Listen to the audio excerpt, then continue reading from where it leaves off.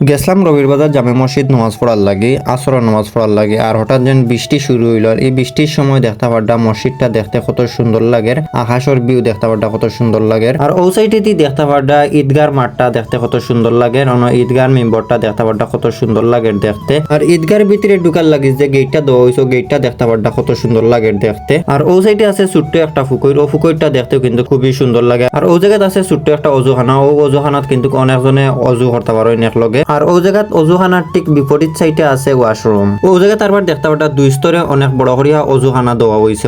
ও অজুখানাত একলগে অনেক মানুষে অজু করতে পারেন। আর ও জায়গায় দেখতে পাটা খাম চলে বর্তমানে। তারপর আমি গিয়া মসজিদের ভিতরে গিয়ে আমি গেলাম নামাজ পড়ার লাগি। দেখতে পাটা রবির বাজার জামে মসজিদ নামাজ পড়ার লাগি প্রতি অক্ত কিন্তু অসংখ্য মানুষ হইন।